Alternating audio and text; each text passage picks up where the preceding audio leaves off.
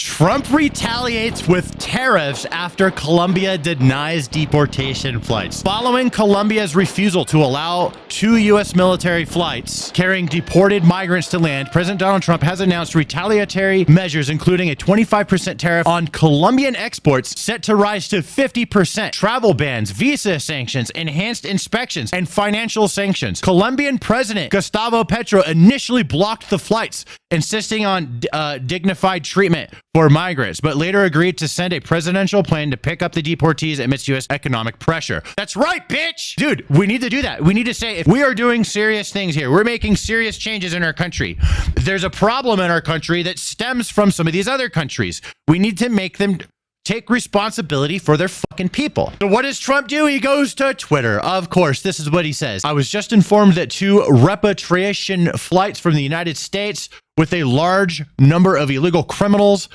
uppercase C, were not allowed to land in Colombia. This order was given by Colombia's socialist president, Gustavo Petro, who is already very unpopular amongst his people.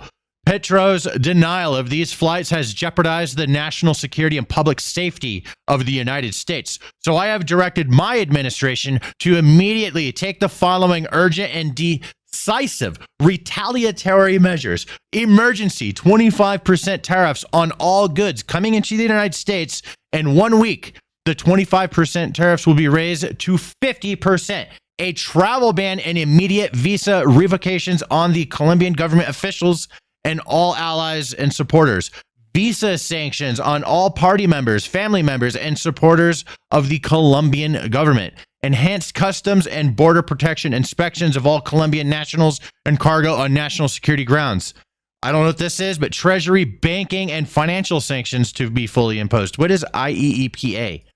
These measures are just the beginning. We will not allow the Colombian government to violate its legal obligations with regard to the acceptance and return of the criminals they forced into the United States. Update. Colombia agreed to pick up these illegals, but not yet agreeing to future deportation flights. All sanctions are moving ahead until they relent. Don't mess with America. I like this. Colombian President Petro caves to Trump in under an hour, says presidential plane will be used to take deported citizens back to Colombia. So the Trump people have been rallying up all types of illegal alien criminals, you know, the worst offenders, people that have been arrested before, there's warrants for their arrest, just like the very obvious bad guys we don't want in the country, regardless of immigration issues. And we've been putting them on planes and flying them to their respective countries. And there's this thing that's been happening that I wasn't really expecting, but it makes sense. And that is that the flights are being turned down. Like they're not letting the people get off these planes. They're saying, hey, you can land, but then you got to take the hell off out of here and go somewhere else. You can't, we're not letting the people come back, right? This happened in Mexico. It also happened in Colombia. You know, their argument makes sense because there's people that aren't from Mexico that they're saying, hey, you guys got to take them, you know? So our argument is that, hey, they came through Mexico to get here. So that means that it's your problem. You let them do that. So they're your people that you have to take care of, but they're like, they're not Mexicans. So we're not responsible for them either. So it's a battle of like shifting responsibility for these people. So with that out of the way, Colombia comes in and they're like, hey, you can't land planes here. So you know what Trump does immediately? He puts a 25% tariff on Colombia. Within the hour, Colombia has changed their mind and they are now allowing the people to get off the plane and they're going to handle all the people. It's like keep the people on the plane and like ruin their economy with 25% tariffs, or just take the damn plane full of people, you know? But the tariffs are not being removed. No, they're not. Even though they bent the knee and they're like, fine, the tariffs are in place because they're going to send more people. They're like, okay, we're going to keep those tariffs in place and we're going to send even more people and don't mess with us. And I think maybe the tariffs will go away at some point, as they should. But I am really starting to appreciate what Trump has been saying about the power of tariffs. We hold all the cards and we can just fuck with other countries' money flow. It will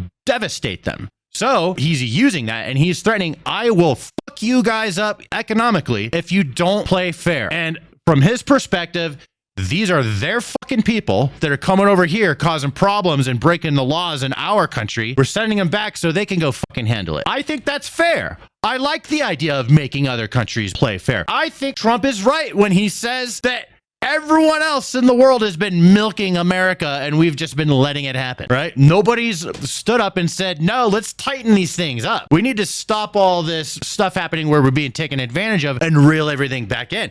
We're an economic powerhouse. We can squeeze them a little bit and make things go fair. Do I think that we should squeeze countries dry? No. We want them to thrive, but they should play fair. This is like basic business right here. This is how businesses continue to do business with each other for long periods of time and both thrive. When there is an arrangement, a business arrangement, one side is highly benefiting and one side is being taken advantage of, that business relationship now has a lifespan, okay? A very short one. If both sides are thriving and are enjoying the deal, then that business relationship continues to happen forever, as long as you just keep a good thing going. That's how that works. And that's the way we need to do things with countries. I think we need to set things up to where there's a better deal, because eventually the deal will end because one side will get tired of being taken advantage of. And that's why we shouldn't squeeze too hard on these other countries that are taking advantage of us.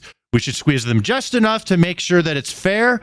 And if we don't put our foot down and be firm, then it'll never be fair. It's not worth it for them to say no to us. You see, and that is leverage. That's leverage being used from one business over another, essentially, right? If they don't give us the parts that we want, let's say we're working with them and we want to get parts. Let's look at it from a business perspective. We're a company that makes something, but one of the pieces of what we make, one of the components, needs to get made elsewhere. And we need that component. It's important to us. And now these guys are trying to charge way too much money. So we could just say, fuck you, we'll go somewhere else and get that part made elsewhere. Now you get nothing forever, you know, and we can be firm on that. So if they want to end the deal and never get anything from us again, then they will stand firm on their high price. And if they economically cannot even reach our price, that's their fucking problem, not ours. We go find someone else who has that figured out. That's essentially what we have going on here. We have a problem, and our problem is an immigration one, and we are trying to get these countries to take responsibility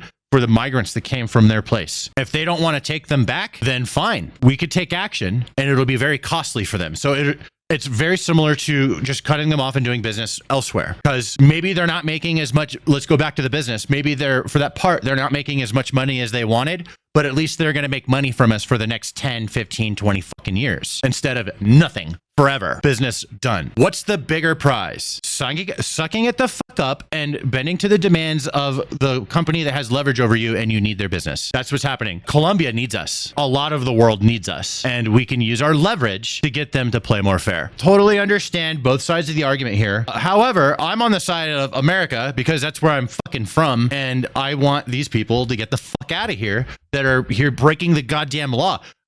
Breaking the law, just being an illegal, I don't really care. I mean, I've met so many illegal people. I literally just don't give a shit, to be honest, right? But the criminals, get them the fuck out, right? They're coming here like, at least keep your fucking head down. You know what I'm saying? At least don't get in any trouble, dude. Like, what? I know so many people, they just keep their head down. They don't speed, right? It's actually kind of sad. I remember I once got in a car accident. There's just a basic little fender bender. And at first I was not being like logical. And I'm like, oh, it wasn't my fault. It was totally my fault. Hold on. My wife's discording me. Stop it, lady. I'm in the middle of a stream. The hell? How do I mute Discord? My hotkeys aren't okay. Whatever. I'm going to DM her back. Sorry. I was like, stop. I'm live. I can't. It's dinging me. She's like, okay, sorry. Where was I? Jimmy, where was I?